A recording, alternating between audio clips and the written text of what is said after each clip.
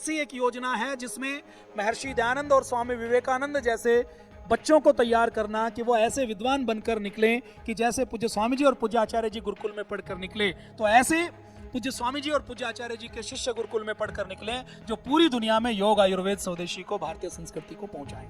तो गुरुकुल कैसा है, इसका एक एग्जाम्पल आपके सामने दूंगा। जितने भागवत करते हैं, कथाकार हैं, उनको पूरी भागवत याद होती है या 10-20 श्लोक याद होते हैं? 10-20, 50-100 श्लोक याद होते हैं। पूरी भागवत याद हो ऐसा कोई आपको भागवत आचार्य नहीं मिलेगा। पतंजलि ऐसी संस्था है, कोई जब कहे ना कि पतंजलि क्या करती है, पतंजलि जो पैसे कमाती है, पतंजलि जो सामान बेचती है, पतंजलि जो प्रॉफिट करती है, वो कहाँ जाता है? तो पतंजलि में ऐसा गुरुकुल है जहां 5वीं कक्षा में जब कोई बच्चा आता है तो उसको पूरी गीता याद करवा दी जाती है। पतंजलि में ऐसे 500 बच्चे हैं जिनको पूरी गीता याद है।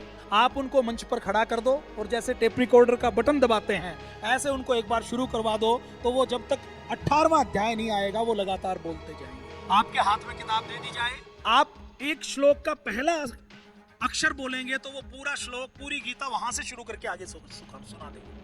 और पतंजलि ऐसी संस्था है जिसमें शास्त्रों को याद करवाया जाता, वेद, दर्शन, उपनिषद। लगभग 2.5-3 करोड़ रुपए हर साल उन लोगों को इनाम में दे दिए जाते हैं जो गीता को याद करते हैं, योग दर्शन को याद करते हैं, वेद दर्शन को, वेद उपनिषद को याद करते हैं। ऐसे लोगों की प्रतियोगिता करवाई जाती है और उन बच्चों को 2.5 करोड़ से ज्यादा का इनाम हर साल पतंजलि योगपीठ देता है, ताकि हमारे सनातन का ये ज्ञान बचा रहे और लोग इसको स्मरण करें।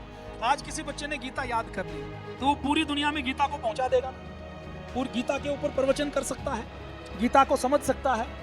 एक सच्चा सनातनी बनकर लाखों लोगों का जीवन बदलने का काम कर सकता है या नहीं कर सकता? तो ऐसा पतंजलि गुरुकुलम हमारी शिक्षा का संस्थान है।